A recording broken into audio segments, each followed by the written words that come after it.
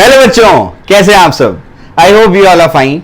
बच्चों, हमारे जो रिमेनिंग पार्ट है मैकेनिकल प्रॉपर्टीज ऑफ फ्लूइड्स का, जिसमें हम लोग वेलोसिटी ऑफ एफ्लक्स जो हो गया, वेंचुरीमीटर हो गया, और लास्ट में 2-3 इसके एप्लीकेशंस है बर्नौली थ्योरम के, तो वो मैं आपको करा दूंगा। तो बर्नौली थ्योरम के एप्लीकेशन जो है ये हम लोग आज करने जा रहे हैं। इसमें सबसे पहला हम लोग क्या करेंगे, वेलोसिटी ऑफ एफ्लक्स के बारे में हम लोग देखेंगे और फिर वेंचुरीमीटर के बारे में देखेंगे इस लेक्चर में। फिर इसके फौरन बाद वो दो तीन जो एप्लीकेशंस दिए हैं आपकी बुक में वो मैं आपको करा दूंगा। ठीक है, क्लियर है? ये जो आपका वेलोसिटी ऑफ एफ्लक्स है ना बच्चों, इसका और एक नाम है। और एक नाम क्या है इसका? और एक नाम होता है जिसे कहते हैं टोरिसेलिस लॉ। क्या कहते हैं? टोरिसेलिस लॉ भी कहा जाता है इसको। तो इसका दूसरा नाम क्या है? टोरिसेलिस लॉ। अब सबसे पहले सवाल उठता है कि सर ये एफ्लक्स किसे कहते हैं, एफ्लक्स होता क्या है? तो आइए इसको समझने की कोशिश करते हैं कि एफ्लक्स क्या चीज होती है, फिर हम लोग आगे प्रोसीड करेंगे। ठीक है, चलिए आइए। तो सबसे पहले जो है हम लोग क्या करते हैं, एक एग्जाम्पल से इसको समझने की कोशिश करते हैं। ठीक है, तो टोरिसेलिस लॉ या फिर वेलोसिटी ऑफ एफ्लक्स, ये क्या है मैं आपको समझाता हूं। आप सबके घर के ऊपर, बिल्डिंग में हो सकता है, आपके खुद के घर के ऊपर हो सकता है कि आपने एक टांकी देखी होगी जो अक्सर सिंटेक्स की टांकी होती, सिंटेक्स कंपनी ज्यादा इस्तेमाल होती है, सिंटेक्स की टांकी आपने देखी होगी। तो आपके घर के ऊपर क्या होता है, ऐसे क्या होती है, सिंटेक्स की टांकी होती है। समझ में आ गया? ठीक है ना। वो सिंटेक्स की टांकी में डेफिनेटली क्या भरा होता है, पानी भरा होता है। पानी स्टोर करने के लिए अपन वो टांकी लगाते हैं।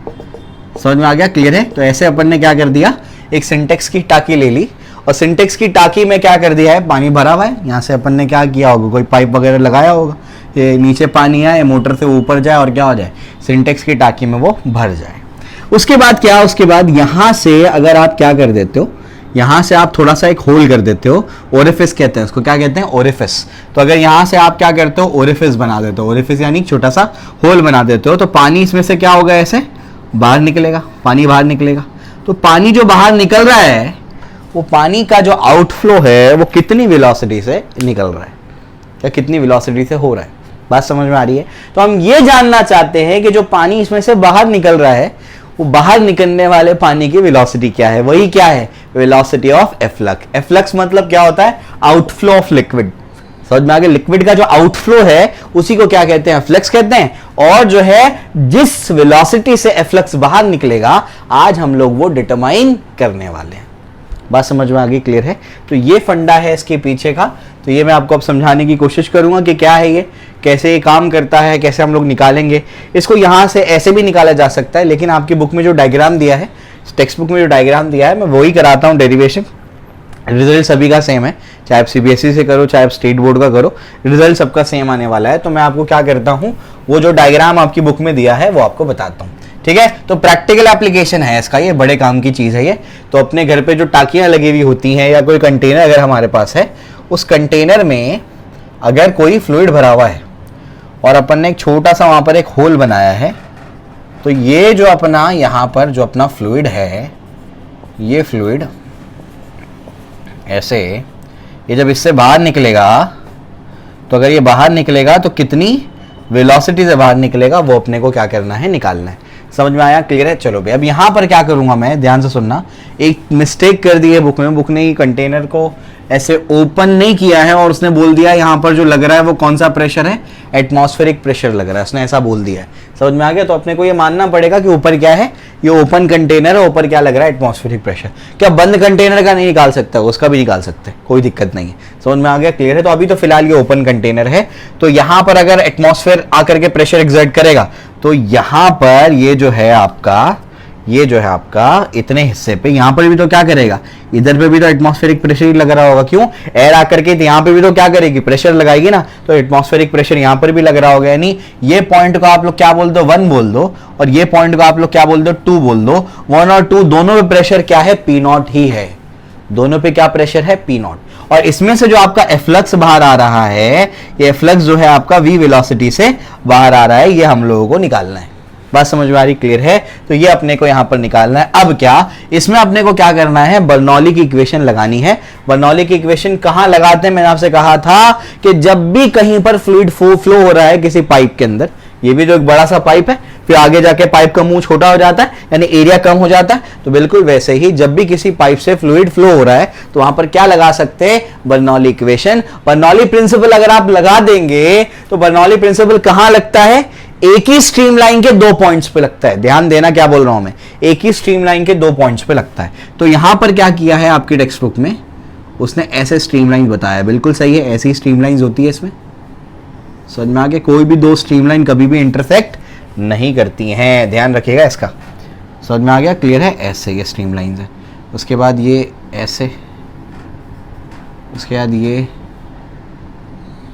ऐसे स्ट्रीमलाइंस है। समझ में आ गया, क्लियर है। और बनाने की जरूरत नहीं, अपने को क्लियर हो जाता है। अब ये एक स्ट्रीमलाइन में कंसिडर करता हूं सेंटर वाली, और इसके 2 पॉइंट ले लेता हूं। ये पॉइंट का नाम मैंने क्या रखा 1, और ये पॉइंट का नाम मैंने क्या रखा 2। तो एक ही स्ट्रीमलाइन के 2 पॉइंट पे मैं क्या लगाऊंगा, बर्नौली की इक्वेशन लगाऊंगा। बर्नौली की इक्वेशन क्या है, आप लोगों को याद होना चाहिए, क्या है वो, P1 plus half rho v square plus rho ji h equals to क्या है, आपका कांस्टेंट। ये आपकी बर्नौली की इक्वेशन है। बात समझ में आ रही, क्लियर है।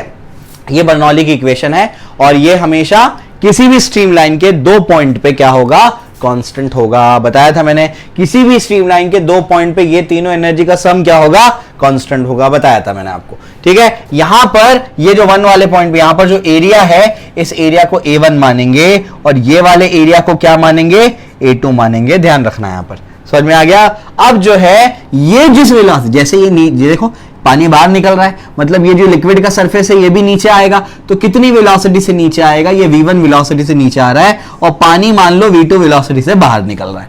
समझ आ रहा है क्या बोल रहा हूं मैं, क्लियर है। तो ये चीजें क्लियर होनी चाहिए। ये वाला एरिया क्या माना अपन ने, A1, ये वाला एरिया क्या माना, A2 माना। ये कितनी वेलोसिटी से सरफेस नीचे आ रहा है, v1 वेलोसिटी से। पानी कितनी वेलोसिटी से बाहर निकल रहा है, v2 अपने को निकालना है, वेलोसिटी ऑफ एफ्लक्स अपने को निकालना है। ठीक है, क्लियर हो गया। तो ये चीज आपको पता होनी चाहिए। ठीक है, और उसके बाद यहां से यहां तक का जो अपना डिस्टेंस है वो क्या है, h है। नीचे वाले को हम लोगों ने ओरिजिन लिया, यानी जो लिक्विड सरफेस है वो कितनी हाइट पे है, h हाइट पे है। धीरे धीरे करके फिर h हाइट क्या होता जाएगा, कम होता जाएगा।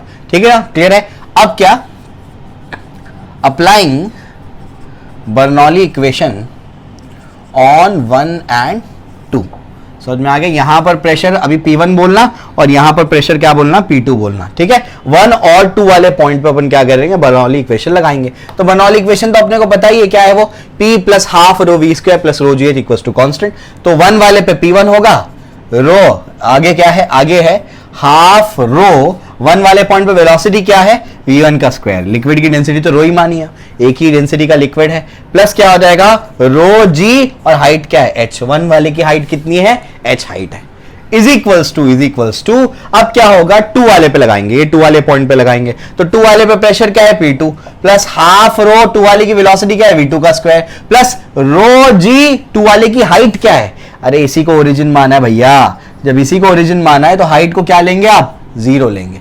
बात समझ में आ रही, क्लियर है। तो इस तरीके से ये वाला टर्म क्या हो जाएगा, खत्म हो जाएगा। तो बचेगा क्या, देयरफॉर बचेगा P1 plus half rho V1 का square plus rho ji H is equal to P2 plus half rho V2 का स्क्वायर। ये अपने पास बच गया। समझ में आया, क्लियर है। अब क्या समझने की कोशिश करो, मैंने आपसे क्या कहा, आपकी बुक में कंटेनर को ओपन नहीं किया है। कंटेनर को ओपन करेंगे तभी इसकी सतह पर क्या लगेगा, एटमॉस्फेरिक प्रेशर। तो हमने क्या कर दिया, कंटेनर को ओपन किया, तो उसके बाद एक्चुअली ओपन नहीं किया और डायरेक्टली बोल दिया गया है, डायग्राम ये होना चाहिए था। ठीक है ना। अब मैं बोलूंगा but P1 is equal to P2 is equal to P0।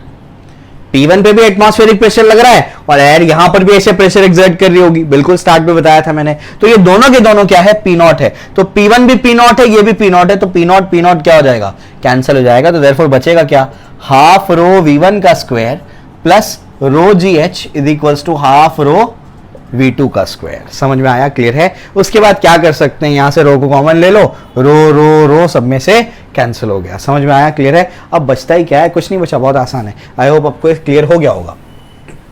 बहुत सिंपल है, आपको बस इक्वेशन लगाने आनी चाहिए। इक्वेशन याद कर लो और 2 अलग अलग पॉइंट पे लगा दो, हाइट देख लो, वेलोसिटी देख लो, प्रेशर देख लो, पुट करो। ठीक है ना। तो देयरफॉर क्या बचा, देयरफॉर बचा हाफ V1 का square plus g H is equals to half v2 का स्क्वायर। समझ में आ गया?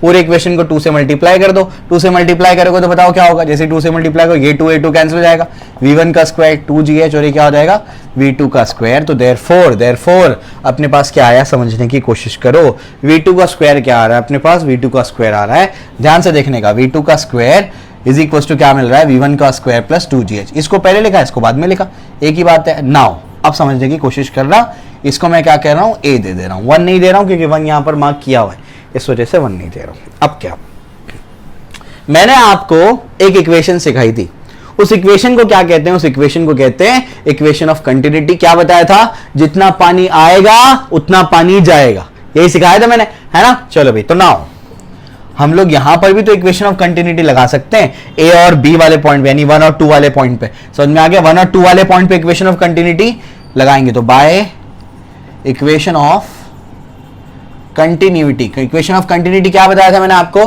क्या था वो, a1 v1 equals to a2 v2। v इसमें क्या है, वेलोसिटी, वॉल्यूम नहीं है वो, तो यहां का एरिया क्या है, a1 है, ये v1 is equals to a2 into v2। a1 into v1 equals to a2 इसका एरिया बताया था मैंने, a2 इंटू v2। समझ में आ गया, क्लियर है। तो यहां पर अपने को निकालना क्या है, v2, यानी v2 को हाथ नहीं लगाना है, v1 को लगा सकते हैं। v1 में क्या है, तो देयरफॉर क्या होगा, therefore v1 is equals to a2 upon a1 into v2।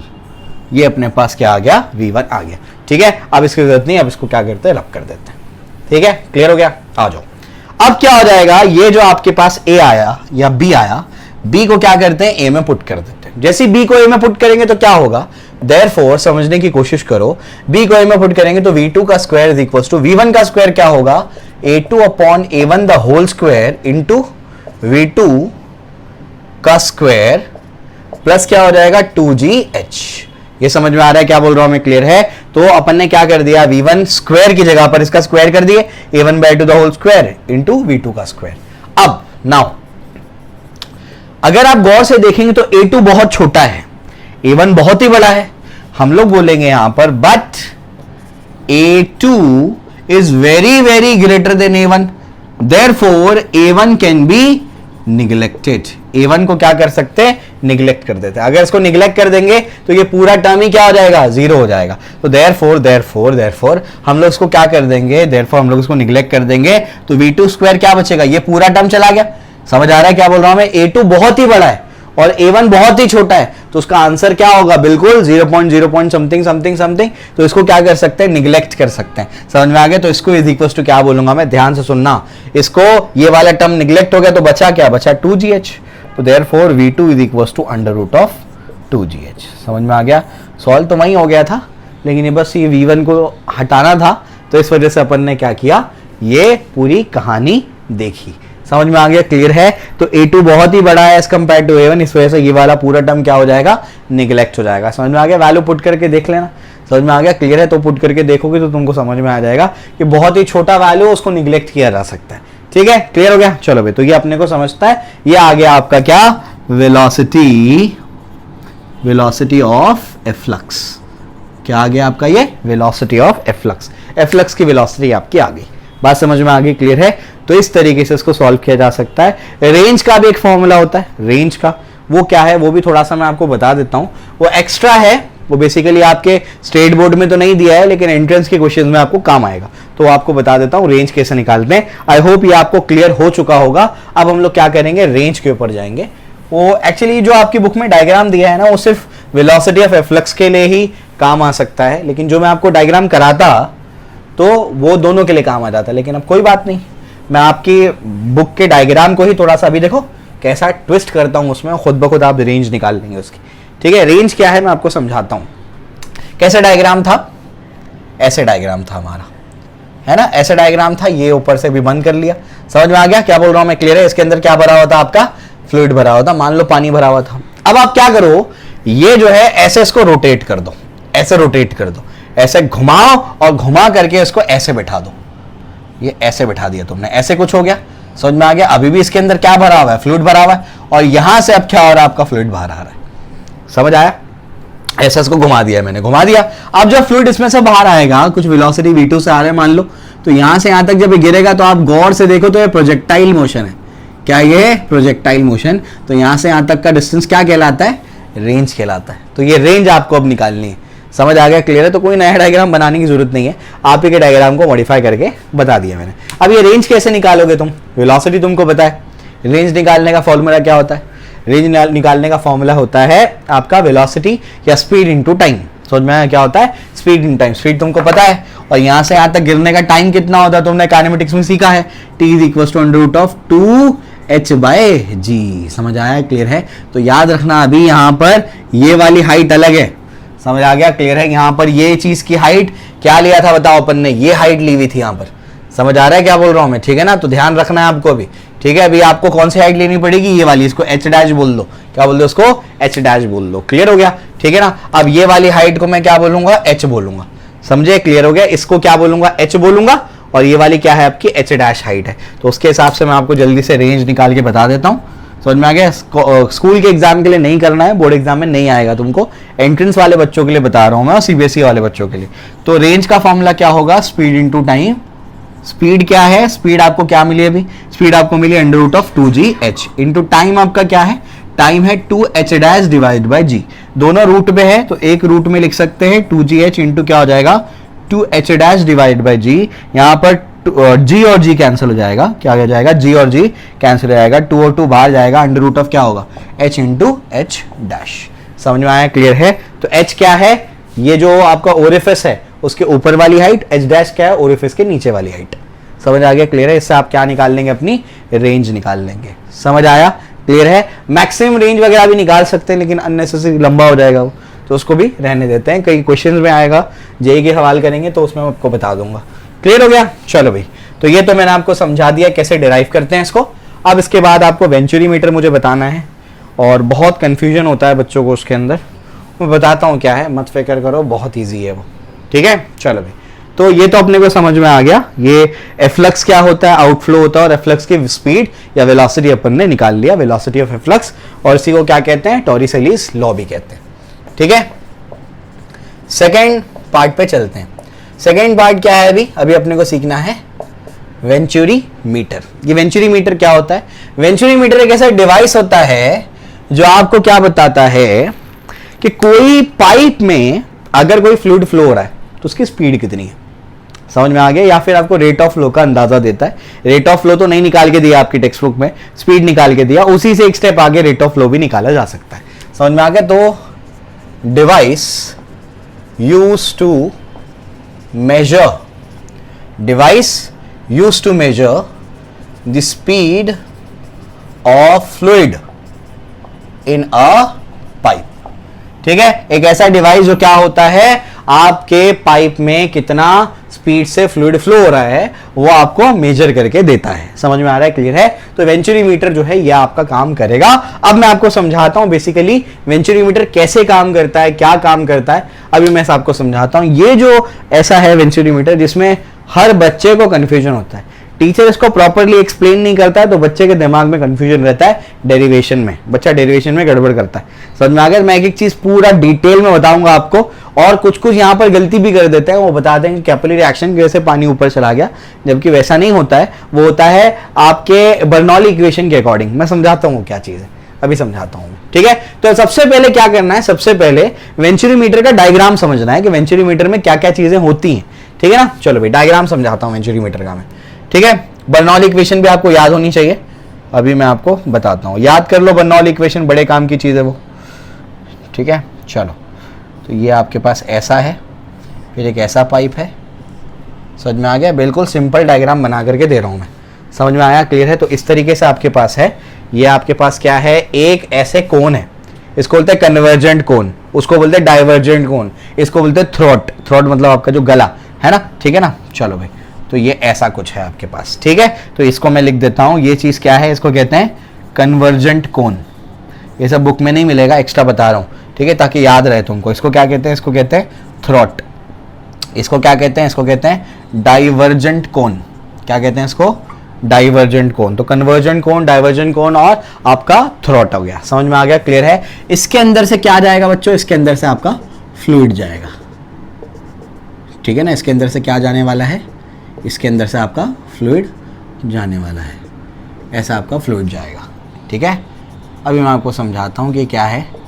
बहुत सिंपल है, बिल्कुल भी घबराने का नहीं, एकदम आसान है। ठीक है, चलो भाई, जो जहाँ पर बच्चों को कन्फ्यूजन होता है वो भी मैं आपका क्लियर करा देता हूँ। तो ऐसा कुछ इसका डायग्राम है, तो बहुत सिंपल, एक कन्वर्जेंट कोन बनाओ, एक थ्रोट बनाओ, एक डाइवर्जेंट कोन बनाओ, डायग्राम बन गया। ठीक है ना। उसके बाद क्या करना है, उसके बाद आपको क्या करना है, यहाँ पर 2 ट्यूब्स लगाने हैं। एक ट्यूब इधर लगाना है कन्वर्जेंट कोन पे, एक वहां पे लगा सकते हो, कोई दिक्कत नहीं है, और एक यहाँ पर आपको थ्रोट पे लगाना है। समझ में आ गया, थ्रोट पे लगाना जरूरी है। ठीक है, क्लियर हो गया। तो आपको 2 ट्यूब्स लगाने हैं। अब क्या, यहां पर समझने की कोशिश करो कि ये जो है, इसका ये वाला हिस्सा जो है, इसका जो एरिया है, इसका जो एरिया है वो अलग है, और ये वाले हिस्से का एरिया अलग है। ये एरिया कम है, वो एरिया ज्यादा है। समझ में आ गया, क्लियर है। जरा सा अच्छे से बनाते हैं इसको। ये एरिया ज्यादा है, वो एरिया क्या है, कम है। ठीक है, इसका ध्यान रखना है आपको। तो ये इस तरीके से कुछ है, ये एरिया ऐसा है, ठीक है, और एरिया कम है। ये एरिया को आप बोल सकते हो A1, ये एरिया को क्या बोल सकते हो, A2। समझ में आ गया। यहाँ स्पीड V1 है, वहां स्पीड क्या है, V2 है। समझ में आ गया। अब एक चीज आपको पता है कि A1 V1 equal to A2 V2। समझ में क्या है, ये इक्वेशन ऑफ कंटिन्यूटी। जितना पानी आएगा उतना पानी जाएगा, तो A is inversely proportional to V। इसका मतलब क्या हो गया, जहां पर एरिया कम होगा वहां पर स्पीड ज्यादा होगी। तो यहां से जब पानी आएगा तो यहां पर स्पीड कम होगी, लेकिन यहां पर स्पीड ज्यादा होगी। बताया था मैंने, तुम्हारा पाइप, नल से पाइप लगाओ, मुंह ऊपर से पकड़ लो, तो क्या होगा, वहां पर स्पीड बढ़ जाएगी, लेकिन यहां पर बीच में स्पीड कम रहेगी, क्योंकि एरिया ज्यादा है, स्पीड कम, एरिया कम, स्पीड ज्यादा। समझ में आ गया, यही फंडा है यहां पर। ठीक है, चलो भाई, अब क्या होगा, यहां पर स्पीड कम है। ठीक, ये चीज आपको पहले ही पता होनी चाहिए कि यहां पर स्पीड कम होगी, इसके कंपैरिजन में यहां पर स्पीड ज्यादा होगी। ठीक है, अब इसके बाद सुनो ध्यान से, P plus half rho V square plus rho GH equals to क्या है, कांस्टेंट है। समझ आ रहा है क्या बोल रहा हूं मैं, क्लियर है। अब क्या, अब अगर 2 पॉइंट्स, ये 2 पॉइंट, ये एक पॉइंट और ये एक पॉइंट, दोनों सेम लेवल पे है, तो इसमें हाइट का कोई डिफरेंस है नहीं है। H1 माइनस H2 था, आपको पता होनी चाहिए। तो हाइट कांस्टेंट है। अगर एक पॉइंट इधर है, एक पॉइंट इधर है, तो हाइट में डिफरेंस है। समझ आ रहा है क्या बोलना, कुछ ना कुछ हाइट है। लेकिन दोनों अगर सेम लेवल पे है तो हाइट भी सेम है। हाइट सेम होने की वजह से ये वाला पूरा टर्म क्या हो जाएगा, कांस्टेंट हो जाएगा, तो ये भी वहां चले जाएगा। तो देयरफॉर P प्लस क्या हो जाएगा, half rho V square is equal to constant के साइड पे, तो पूरा का पूरा क्या होगा, कांस्टेंट होगा, क्योंकि हाइट सेम है, हाइट नहीं बदल रही। Rho constant, G constant, H constant, तो पूरा कांस्टेंट, तो कांस्टेंट को कांस्टेंट के साथ में मिला दो, तो आपके पास ये इक्वेशन बन जाएगा। अगर सेम हॉरिजॉन्टल लेवल है, हाइट सेम है अगर 2 पॉइंट्स का, तो हम लोग क्या कर देंगे, उसको वहां पर भेज देंगे। समझ आ रहा है, एक एक पॉइंट डिटेल में बता रहा हूं, ध्यान से सुनो। ये जो फंडा है ना, इसको क्या कहते हैं, आप लोग इसको प्रेशर कह लो, प्रेशर एनर्जी कह लो, इसको क्या कहते हैं, kinetic energy per unit volume, या काइनेटिक एनर्जी कह लो। तो ये आपका क्या है, प्रेशर एनर्जी, ये आपका क्या है, प्रेशर एनर्जी, और ये आपका क्या है, काइनेटिक एनर्जी हेड। समझ आ रहा है क्या बोल रहा हूं मैं, क्लियर है। Pressure energy, kinetic energy head, ठीक है ना। तो ये आपकी काइनेटिक एनर्जी। अब क्या समझने की कोशिश करो, अब अगर क्या होता है, ये दोनों का सम हमेशा कांस्टेंट रहना चाहिए। अब अगर स्पीड बढ़ जाती है, ये पहले क्या था, पहले समझो ये आप 2 था और ये 5 था, दोनों मिला के कितना होगा, 7। समझ में आ गया। तो स्ट्रीम लाइन के, एक स्ट्रीम लाइन के कोई भी 2 पॉइंट पे इन लोग दोनों का सम हमेशा कितना होना चाहिए, 7 ही होना चाहिए। तो अगर क्या होता है, यहां पर स्पीड कम है, यहां पर अगर स्पीड कम है, स्पीड अगर कम हो गई तो काइनेटिक एनर्जी कम हो जाएगी। अगर ये जो है, अगर ये जो है 3 हो जाएगा, तो मुझे बताओ प्रेशर एनर्जी का क्या होगा, मिला करके 7 ही रखना है, तो प्रेशर एनर्जी को 4 होना पड़ेगा। तो अगर स्पीड कम होती है, यानी काइनेटिक एनर्जी कम होती है, तो प्रेशर एनर्जी को बढ़ना पड़ेगा। समझ आ गया, क्योंकि दोनों को मिला करके 7 रखना है। समझ में आ गया। और यहां पर स्पीड बढ़ जा रही है, यहां पर स्पीड 6 हो गई। समझ में आ गया, स्पीड मिला करके यानी स्पीड बढ़ गई और काइनेटिक एनर्जी 6 हो गई, काइनेटिक एनर्जी 6 हो गई, तो प्रेशर एनर्जी को 2 से कम होकर के 1 पे आना पड़ेगा, ताकि क्या हो जाएगा, 7 हो जाएगा। यानी क्या, इससे कंक्लूजन ये निकलता है कि अगर सेम हॉरिजॉन्टल लेवल पे 2 पॉइंट्स है, तो हाइट तो कांस्टेंट है, तो हाइट वाले टर्म को वहां भेज दो। अब 2 चीजें बची, प्रेशर एनर्जी, काइनेटिक एनर्जी। अगर क्या होगा, काइनेटिक एनर्जी बढ़ेगी तो प्रेशर एनर्जी को कम होना पड़ेगा। अगर प्रेशर एनर्जी बढ़ेगी तो काइनेटिक एनर्जी को कम होना पड़ेगा। समझ आ रहा है क्या बोल रहा हूं मैं, क्लियर है। तो याद रखने का, एक बढ़ेगा तो दूसरे को अपने आप कम होना पड़ेगा, ताकि सम क्या हो, कांस्टेंट हो। यहां पर स्पीड कम है, स्पीड कम है, इसका मतलब क्या, काइनेटिक एनर्जी कम है, क्योंकि speed is directly related to kinetic energy. Kinetic energy क्या होती है, हाफ mv स्क्वायर। यहां पर स्पीड कम है, यानी काइनेटिक एनर्जी कम है, तो यहां पर क्या ज्यादा होगा, प्रेशर एनर्जी ज्यादा होगा। प्रेशर एनर्जी ज्यादा होने की वजह से यहां पर लिक्विड ज्यादा प्रेशर होने की वजह से ऊपर तक चढ़ जाएगा, क्योंकि प्रेशर ज्यादा है, ज्यादा प्रेशर है तो लिक्विड को क्या करेगा, ऊपर तक चढ़ा देगा। समझ आ रहा है क्या बोल रहा हूं? यहां पर स्पीड ज्यादा है, स्पीड ज्यादा है मतलब प्रेशर कम है, प्रेशर कम है तो लिक्विड उतनी हाइट तक नहीं चढ़ पाएगा, कुछ कम हाइट तक चढ़ेगा, उसके कंपैरिजन में कम हाइट तक चढ़ेगा। बात समझ में आ रही है? अब इसका लेवल और इसके लेवल में जो डिफरेंस है वो क्या है, h है। कितना डिफरेंस है, h है। बात समझ में आ रही, क्लियर है? तो इस तरीके से ये चीज आपको समझनी है, ये कैपिलरी एक्शन की वजह से नहीं हो रहा है, ये बर्नौली इक्वेशन की वजह से हो रहा है। समझ आ रहा है क्या बोल रहा हूं मैं? तो बहुत सारे टीचर्स को कैपिलरी एक्शन करके बता देते हैं, रॉन्ग है वो कैपिलरी एक्शन की वजह से नहीं हो रहा, वो बेसिकली किसकी वजह से हो रहा है? कैपिलरी एक्शन तो ऐसे आपके ट्यूब की वजह से होता है जिसका जो आपका डायमीटर है वो बहुत ही कम है। ये तो मोटे मोटे ट्यूब है भाई, समझ रहे हो क्या बोल रहा हूं मैं? तो याद रखना है, ठीक है ना? तो इस तरीके से आपका क्या हो रहा है, प्रेशर एनर्जी और आपका क्या है, काइनेटिक एनर्जी, ठीक है? इसके सम को कांस्टेंट रखने की वजह से यहाँ स्पीड कम है तो प्रेशर एनर्जी ज्यादा हो जाएगी, तो प्रेशर ज्यादा होने की वजह से लिक्विड ऊपर चढ़ जाएगा। यहाँ प्रेशर ज्यादा है तो लिक्विड को ऊपर जाने की जगह मिलेगी, ऊपर की तरफ चढ़ जाएगा। यहाँ पर स्पीड क्या है, ज्यादा है, स्पीड ज्यादा है मतलब प्रेशर एनर्जी कम है, तो उतना नहीं इसके पास क्या होगा, प्रेशर होगा कि वो बहुत ज्यादा हाइट तक जाए, तो थोड़ी हाइट तक क्या होगा, ऊपर जा पाएगा। समझ में आया, क्लियर है? तो ये चीज तो अभी तो मैंने सिर्फ कॉन्सेप्ट बताया है तुमको कि ऐसा ऐसा ऐसा ऐसा होने वाला है, तो ये सारी चीजें इसमें लगेंगी। अभी मैं आपको डिराइव करके देता हूं और फिर से मैं डायग्राम बनाता हूं इसका, ठीक है? ये आप लोग देख लीजिएगा, conversion tube, throat, divergence tube, cone, ये सारी चीजें क्या है, ठीक है? आइए, ये तो अभी मैंने आपको समझा दिया कि यहाँ पर वो पानी ऊपर चढ़ क्यों रहा है। फिर उसके बाद बच्चों को इसके डेरिवेशन में कंफ्यूजन होता है, वो डेरिवेशन में कहाँ से प्रेशर लिया गया, कौन सा आ गया, बहुत कंफ्यूजन होता है। कोई कंफ्यूजन नहीं रहेगा, बस देखते जाओ, सब सिंपल है। तो क्या हो रहा है समझने की कोशिश करो कि हमारे पास क्या है, ऐसे एक कन्वर्जेंट कोन है, ठीक है? कन्वर्जेंट कोन है, और यहां पर क्या है, एक डाइवर्जेंट हमारा कोन है, ठीक है? डाइवर्जेंट कोन है, ठीक है?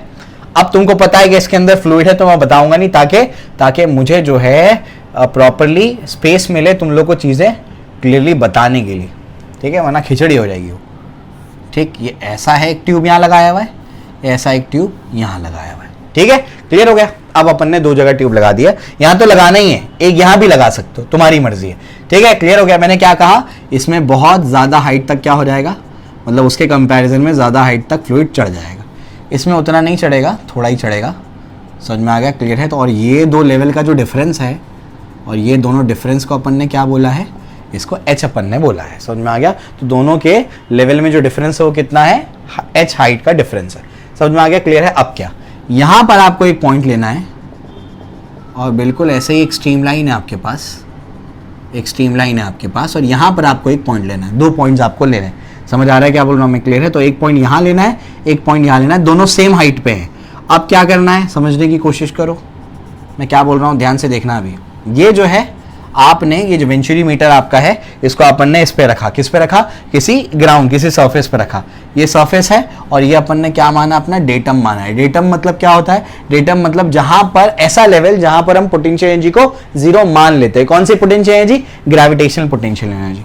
तो ग्रेविटेशनल पोटेंशियल एनर्जी को यहां पर मैंने क्या मान लिया, जीरो मान लिया, ठीक है ना? क्लियर हो गया? अब क्या, ये पॉइंट का नाम अपन ने क्या दे दिया, ए दे दिया, और ये वाले पॉइंट का नाम क्या दे दिया, बी दे दिया। क्लियर हो गया? ठीक है ना? चलो भाई, इसको थोड़ा सा इमेजिन करने के लिए मैं नीचे लेकर आता हूं ताकि तुमको चीजें समझ में आए। यहाँ तो फ्लूइड भरा हुआ ही है ना, मैंने इमेजिन करने के लिए थोड़ा उसको नीचे लेकर आ गया, ठीक है? क्लियर हो गया? ऐसा है। अब क्या समझने की कोशिश करो मैं क्या बोल रहा हूं। ये जो पॉइंट आपका ए है, ये जो पॉइंट आपका ए है, यहां पर स्पीड वीए है और प्रेशर पीए है।